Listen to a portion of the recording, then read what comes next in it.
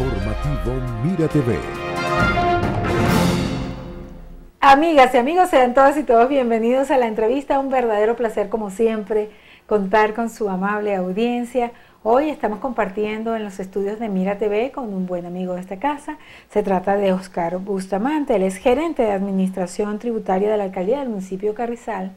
Y bueno, teníamos muchos días pendientes de conversar con nuestro querido Oscar, quien bueno, es un profesional de dilatada trayectoria en los temas administrativos, empresas privadas y públicas, y bueno, tiene una gran responsabilidad estar al frente de una gerencia que es medular, ¿no?, en la gestión de cualquier institución como una alcaldía.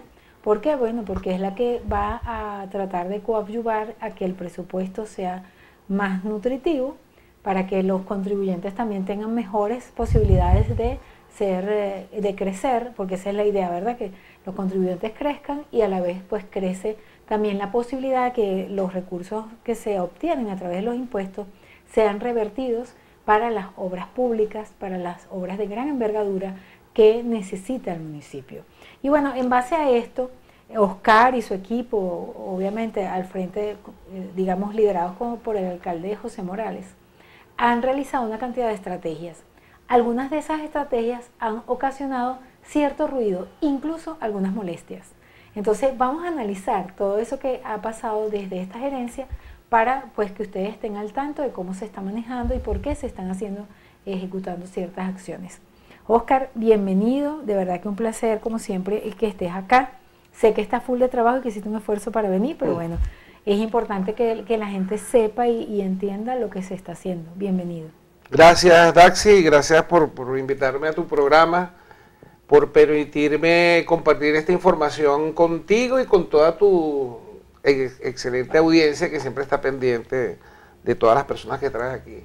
Creo que la introducción hiciste una muy buena gráfica, de lo que significa la tributación, eso del presupuesto nutritivo. Esa expresión me gustó bastante, porque eso es lo que necesitamos de verdad para poder seguir trabajando por este Carrizal. Y sí, hemos emprendido algunas estrategias, como lo mencionaste, para disminuir la evasión fiscal, que es grandísima en todas partes del país, y bueno, Carrizal no escapa pues a esa realidad, y debemos reducir la evasión fiscal y mejorar la cultura tributaria, esa corresponsabilidad que deben tener los contribuyentes con la localidad en donde viven, ese sentido de pertenencia, la responsabilidad incluso con lo que es la responsabilidad social, ¿vale?, la redundancia, porque en la medida de que los contribuyentes aporten al municipio, en esa medida la gestión se va indudablemente a mejorar bastante. Nosotros sabemos que hay múltiples necesidades, las necesidades siempre son infinitas. Lo que son finitos son los recursos, y entonces estamos trabajando para mejorar eso. Comentabas que al cierto se han molestado, ¿no? El exhorto que muchos contribuyentes, digamos, recibieron, un exhorto a que paguen sus impuestos. No se estaba acostumbrado el municipio de Carrizal a recibir un tipo de comunicación de esta manera. Entonces, explícanos de qué se trata eso. Sí, aunque esté basado en la ley, no, obvio. Totalmente. Sí, totalmente, pero ciertamente, como lo señala, es novedoso. Aquí te puedo asegurar que es primera vez en la historia de la administración tributaria del municipio que se hace un exhorto. Eso no existía. Ya la palabra exhorto llama la atención, ¿no? Pero el contenido fundamental es un llamado basado en la ley, en donde se explica por qué necesitamos que visiten nuestras oficinas y veamos qué ingresos brutos están declarando y si efectivamente esos son los ingresos que corresponden. Hicimos en el mes de octubre 465 exhortos. Son comunicaciones vía email que le llega directo a los contribuyentes. Y basado en la ley, como bien lo dice, pero obviamente... ¿Y por qué esa cantidad específica? Porque eso no son todos los contribuyentes. ¿Por qué seleccionan a esos 400 y pico? Nosotros tenemos un sistema de administración de tributos que arroja mucha información importante. Una de esas informaciones claves es los ingresos brutos y la declaración de impuestos. Todos estos 465 contribuyentes declaran el mínimo tributable. Sabe que existe un código de actividad, un mínimo, o sea, una alícuota y el mínimo tributario. Cuando los ingresos son sumamente bajos, bueno, pagan el mínimo tributable o cuando los ingresos son cero. Entonces llama mucho la atención. Es decir, si una empresa no factura nada, pero tiene una patente en Carrizal, tiene que pagar un mínimo. Correcto. Eso es la jugada, ¿no? Para mantener esa para patente. mantener para la no patente. cerrarlo, o sea que nadie quiere. Claro, mantener viva la patente, podemos Para que decirlo no así. muera eso. Ok. Y tú comprendes muchísimo lo que significa eso porque eres una emprendedora, pues, y sabes lo que significa un negocio. Y obviamente los exhortos están orientados a tratar con respeto en el marco de la ley, pero indudablemente que cobrar no es una tarea fácil nunca. Cobrar no es fácil y cobrar impuestos tampoco es fácil, porque no hay la cultura, lo que decía yo al principio. O quizás la gente tampoco, digamos, decodifica que esos impuestos sí se van a revertir en beneficio de las obras de uso común de todos. Esa es la idea. O sea, y de la ese propia es el persona. compromiso. O sea, quizás no hay también esa percepción, o hay, digamos, la cosa, bueno, mira, los impuestos para que hagan un uso inadecuado de ellos, por ejemplo, ¿no? Sí, eso sí, subyace, ¿no? Yo creo que eso es algo que también habrían que trabajar. Correcto, tienes toda la razón. Yo creo que allí hay una parte importante de lograr una cultura tributaria buena, que el contribuyente vea reflejado en beneficios a su comunidad esa plata que está dando. Y buenísimo, por ejemplo, que el contribuyente quisiera pagar millones y millones de dólares en impuestos, porque eso quiere decir que le está yendo bien. Eso es lo que, bueno, tú decías algo en tu introducción que me gustó también, además de lo del presupuesto nutritivo. Decías que bueno, que esto es una especie de ganar-ganar, es una alianza. Y el alcalde siempre lo ha dicho, cada vez que lo entrevistan sobre estos temas, dice que el principal aliado del alcalde son los empresarios, porque en la medida que los empresarios crezcan, se robustezcan, hagan mayores inversiones, en esa medida el beneficio del municipio va a ser indudable. Y esto es una alianza en donde hay que resaltar la gestión. Porque muchas veces, como dicen por ahí, el huevo que no se cacarea es como que si no se hubiese puesto, ¿no? Y desde diciembre que se llegó, José Morales Chonchón ha dado muestras de un trabajo incansable, pues de todos los días, pendiente de que con los recursos que se tienen se hagan las cosas que se necesitan. Y hay que estar mostrando eso a cada día, mostrárselo a los ciudadanos, porque sí se está trabajando en muchas áreas, en todas las áreas se está trabajando y se están haciendo esfuerzos importantes, a nivel de servicios públicos, a nivel de deporte, a nivel de cultura, incluso, que cultura siempre es, digamos, difícil en el tema de los recursos, en términos de lo que es el desarrollo social del municipio. Se está trabajando también en salud, en protección civil, y sin lugar a dudas hay un trabajo allí extraordinario. Es decir, hay allí la muestra de en qué se están utilizando muchos recursos, pero hace falta más plata, eso no cabe duda. Ahora, hablando de plata, me gustaría que tú nos comentes el resultado de ese exhorto. O sea, realmente esas 400 y pico empresas exhortadas, ¿qué pasó después del exhorto? Cuéntame. Excelente, esa fue la primera pregunta que yo esperaba resolver, porque de los 465 exhortos han acudido aproximadamente hasta el día de hoy como 230. En el mes de octubre fueron 215 contribuyentes, hasta ahora 230, esperamos que sigan acudiendo más contribuyentes. Ya eso es importante porque ya eso es un vínculo de comunicación directo. Y ha mejorado en el sentido de esos contribuyentes. Muchos han subió mejorado, un poco la mucho. cosa, porque tú sabes que el tema de la pandemia dejó a muchas empresas cerradas y quizás como que con un cierto estancamiento hasta psicológico. Todavía están arrancando ya. De hecho, ya uno ni está usando casi tapabocas, ¿no? Vamos Ya a casi no, yo lo traigo aquí como no lo medio soporto. escondido. Pero bueno, ha crecido, o sea, se ha mejorado, ¿no? Y hay eventos públicos, o sea, ya Sí. estamos como... Como un También despertar, ¿no? eso que consideras que pudo haber afectado, por ejemplo, a estas empresas que quedaron como en un stand-by. Sin lugar a dudas, a un grupo de esas empresas lo afectó eso.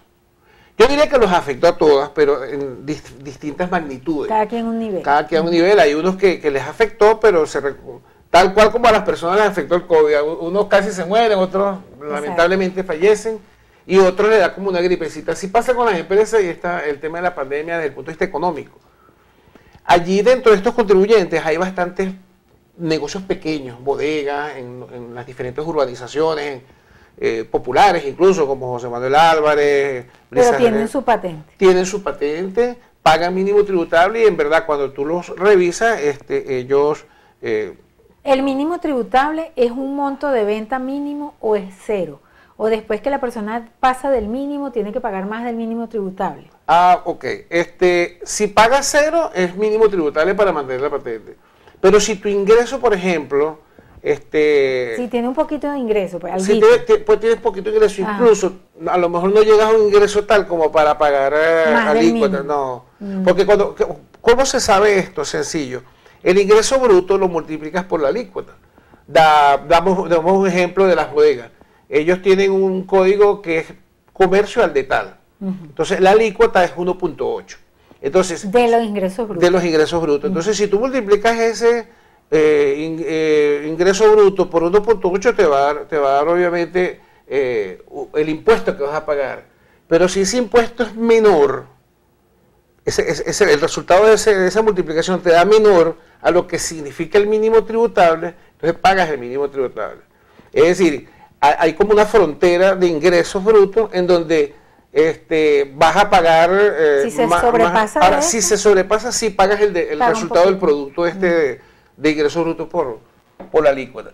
Entonces, pero siempre la cuenta es en base a la multiplicación del código por los ingresos brutos. Es correcto, es correcto. Pero hay una que a veces no les da porque los ingresos brutos son chiquitos. Es bueno que me preguntes eso porque parte de ese tema fue la conversación con ellos.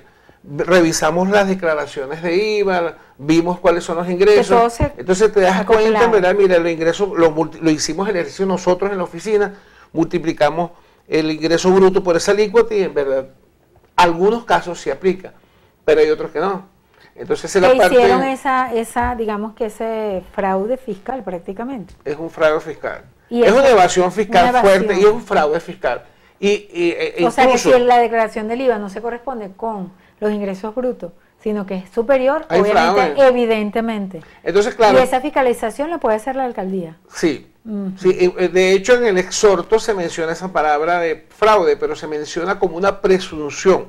Claro. O sea, vemos que ustedes vienen declarando ingresos brutos muy bajitos, pagan el mínimo tributable y vemos que son empresas. Me hiciste acordar a un amigo que decía, yo presumo que usted es mala gente. No le estoy diciendo mala gente. Sí, bueno, yo no le estoy diciendo mala gente, yo presumo. Sí, en esto hay que ser delicado. Sí, hay que ser delicado porque yo no puedo tajantemente decirle, mire, usted es un fraude. No, porque imagínate, ahí sí es verdad que nos metemos en Ahora, ¿qué pasa con eso? O sea, ¿qué pasa cuando ya se evidencia que hay una diferencia en cuanto a los tributos del IVA y la declaración en la alcaldía? ¿Cuál es la acción? Tenemos que auditar ya entonces un periodo de tiempo determinado, auditar mes a mes, o bueno, aquí... A partir de ese momento, no, hacia atrás. Claro, porque ¿y si la presumimos que hay unos reales ahí que no han pagado ellos, que entonces lo deben. Se produce después de la auditoría y hay la convicción en los datos de que efectivamente los números son otros, que ha debido tributar, en vez de mínimo tributable, ha debido tributar otra cantidad de dinero. Entonces hacemos lo que se llama un reparo fiscal. Nosotros hacemos la declaración de impuestos. Nosotros aplicamos la declaración de impuestos. Y le indica, mire, usted tiene que pagar esto por lo que no pagó. Eso es correcto. ¿Y eso ya lo han hecho con algunos contribuyentes? Sí, porque dentro de estos 465 hay las bodeguitas que te comentaba, pero hay otros que salen en las redes vendiendo su publicidad. Tienen negocios, tienen locales que se ven robustos, pues. Se ven robustos, se ven bien, y entonces lo que se ve es que no hay disposición a pagar tributos. Eso es. Muchas de las empresas que están en la lista, ¿será que no existen o ya evidenciaron que sí están ahí en algún local? No, sí. Todas estas 465 tienen un establecimiento fijo. Que existe y sabemos dónde está y todo lo demás. Ahora fíjate, Oscar, en la próxima parte me gustaría, para seguir hablando, porque me parece bien interesante desmenuzar, ¿no?, tantos detalles que son importantes para conocer como ciudadanos y obviamente las personas que tengan empresas también como empresas y además como cultura general. El tema tributario, como tú dices, ha sido muy digamos que líquido, ¿no? O sea, siempre se ha tratado de tal por muchos aspectos, quizás por la parte de la cultura también. Pero bueno, estamos profundizando en este tema que es muy importante y me gustaría en la próxima parte que hablásemos de eso. Tú lo acabas de mencionar, hay mucha gente que vende por redes, que de repente no tienen locales comerciales, pero que hacen una vida comercial en un municipio específico. ¿Qué pasa con ese tipo de personas? Que está bien, que tienen derecho a hacer, digamos, sus transacciones, pero que mientras que de repente hacen una competencia, venden a precios chéveres, porque no tienen que pagar el alquiler, ni tienen que pagar la patente, porque no tienen un local, pero hay una competencia real dentro de un mercado. En la próxima parte analizaremos este tema y otros de gran interés con nuestro invitado, Oscar Bustamante, gerente de Administración Tributaria de la Alcaldía del Municipio de Carrizal. Informativo Mira TV. Continuamos en la entrevista. Hoy está aquí en los estudios de Mira TV con nosotros Oscar Bustamante. Él es gerente de Administración Tributaria de la Alcaldía del Municipio de Carrizal y estamos hablando precisamente acerca de la política que está ejecutando esta institución en el marco pues de la recolección de recursos para desarrollar el municipio. Una de esas posibilidades es obviamente la recaudación de impuestos que generan las empresas que tienen vida en este municipio. Y quedamos pendientes para conversar acerca del tema de las personas que venden y que hacen una vida comercial bien activa, pero que de repente no tienen patente o no tienen un local comercial, pero sin embargo hay una actividad económica con respecto a otros que sí tienen el local y venden y tal. Eso siempre ha sido un drama pues histórico quizás. ¿Cómo ustedes manejan esto? ¿Si lo han considerado de alguna manera o cuéntanos? Perfecto. Sí, en esta época las redes han dominado muchísimo, ¿no? Las ventas por Instagram y por WhatsApp y por todas las redes es algo común. De hecho, hay grupos en muchas organizaciones de compra-venta, claro, o sea, hay negocio, hay movimiento allí. Y la gente que se va del país ha vendido sus cosas por ahí, o sea, hay una cantidad de cosas, de fenómenos económicos que se han gestado por la situación que es correcto. Ahora, nosotros le hacemos seguimiento, en primer lugar, a los negocios establecidos, a los establecimientos físicos, fijos, ¿no? Porque muchos de esos negocios venden en el local y venden en las redes, en Instagram. Yo no sé si te has dado cuenta cuando uno compra algo por Instagram. Dice tienda física. Exactamente. Entonces nosotros vamos primero a esos que tienen tienda física, porque es parte de los ingresos brutos que ellos perciben, ellos tienen licencia, entonces es como porque digamos, ustedes no pueden tocar una empresa que no tenga licencia, que no tenga patente, pregunto. No, lo que ocurre es que todos los que generan actividad económica deberían tener una patente, como se le llama, o licencia de actividad económica, es lo mismo. Vamos a suponer que nosotros dos nos ponemos de acuerdo y empezamos a vender en Instagram, pero no tenemos ni siquiera el registro mercantil, pero estamos negociando y a lo mejor crecemos, estamos haciendo una actividad económica, somos contribuyentes potenciales, somos contribuyentes del municipio, pero no tenemos la patente, por lo tanto no formamos parte. Podríamos ser contribuyentes, pues vamos a decirlo así. Sí, entonces hay un potencial. Claro, yo tendría como entonces, o el señor Oscar como gerente de administración tributaria tiene que localizarnos, ¿verdad? Y ponernos al día, hacer que nos inscribamos en el registro de contribuyentes, que tengamos una patente. Nosotros queremos, porque podemos decir, no, nosotros queremos inscribirnos en Caracas y lo dejamos así. Claro, ahí la dificultad es que como no tienen establecimiento fijo. O sea, el establecimiento es la clave. Es importante, para dar patente es importante porque es lo que tradicionalmente se ha hecho. Sin embargo, hay que modernizarse y adecuarse a los nuevos tiempos. Te voy a poner un caso que es de Carrizal. Y la ley lo establece.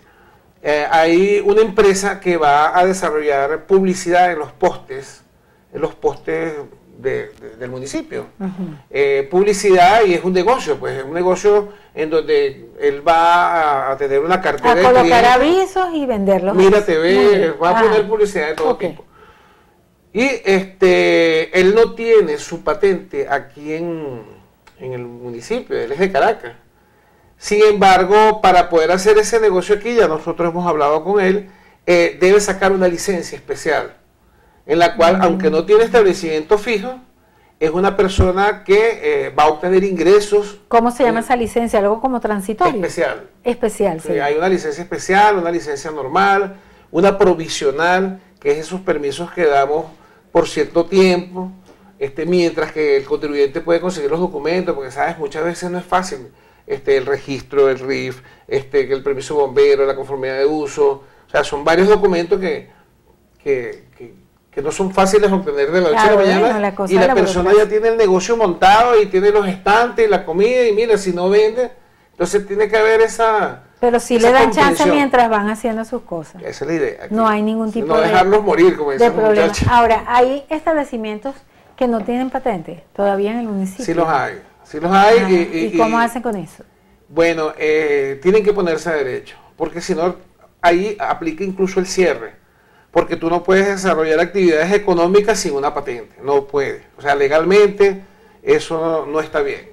Entonces ahí aplica incluso el cierre, pero tú cierras y lo más directo que ocurre es que el contribuyente va de inmediato a hacer su patente, a ponerse al día. Pero allí tienes que cerrar porque estás desarrollando una actividad económica prácticamente clandestina. Ahora, y si la persona va y dice, mira, yo quiero abrir, ya tengo todo, ¿puedo abrir mientras que voy haciendo la patente? Yo creo que en esa parte hemos sido muy comprensivos. Hemos sido, precisamente, el hecho de ser aliados significa también eso, o sea, darles porque al municipio le conviene más bien que existan patentes, que abran negocios. No, negocios cerrados. Y que emprendan. Por ejemplo, me han llegado de estos 465, no, de estos dos, de unos que censamos, pero todavía ni siquiera se han registrado y han sacado licencia. Y una señora me visitaba y tenía un negocito en un local y todo, pero me decía, mira, yo humanamente, yo arranqué este negocio con las uñas, estoy haciendo un esfuerzo, no tengo plata, ¿cómo hago? O sea, entonces ahí es donde tiene el arte, ¿no? Dentro de la norma, el arte de entender esto y buscar la forma de que esa señora no cese sus actividades económicas, que vaya creciendo y le das el chance para que tenga su patente bien. Mira, y si una persona, que aquí hay muchos edificios y personas que tienen oficinas, por ejemplo, una oficina que vende seguro, una oficina para cualquier cosa, ¿qué pasa con ese tipo de negocio? ¿Tienen que tener patente? Tienen que tener patente. O sea, siempre que facturen de alguna manera, cobren dinero por estar ahí. Y si es un escritor que lo único que quiere es estar ahí en su oficina y no factura nada, ¿puede estar ahí sin tener patente? Pero ¿cómo así? Un escritor. Por ejemplo, yo estoy buscándole la vuelta a las cosas. Bueno, si no genera actividad económica, no hay patente. No puede seguir filosofando allí. Ok, pero siempre que una persona genere cualquier tipo de actividad económica, así sea una oficina, debe tener patente. Es correcto. Ese es el principio. Que generes una actividad económica es la clave. Es lo que llaman el hecho imponible. Porque hay un dinero allí generado dentro del municipio sobre el cual la alcaldía debe obtener el tributo. Ahora, hay diferentes tipos de patentes. ¿De acuerdo al tipo de patente, es más cara o más barata? ¿O todas las patentes cuestan igual? Todas cuestan igual. Todas. O sea, el costo de una patente, de tener una patente, es la solicitud, la emisión y lo que llaman el cartón, que es el papel final que se le da. Ese es el costo. Se hacen las renovaciones cada año y de resto, digamos que lo que hay es que declarar y pagar impuestos. Pero yo me refería al monto ese que tú dices que se multiplica por el ingreso bruto. Ese porcentaje, de acuerdo al negocio, ¿es diferente o todos son iguales? No, por ejemplo, siempre dice que las licorerías siempre les cobran más caro, para hablar un ejemplo que es más evidente, pues. Por ejemplo. Sí, las licorerías pagan actualmente 4% de alícuota. Es bastante, ¿verdad? Sí, es diferente. Es bastante, pero fíjate que cuando nosotros llegamos en diciembre, pagaban 6.5%.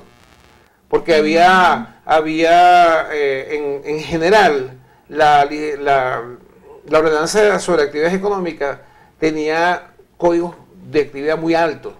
La manufactura 2.5. ¿Y eso lo sincera quién? ¿La Cámara Municipal? Sí, hubo una propuesta que nosotros hicimos, a solicitud por supuesto del alcalde, revisamos, hicimos los cálculos, hicimos incluso un ejercicio matemático también para ver hasta dónde podíamos bajar las alícuotas, y eso fue lo que hicimos.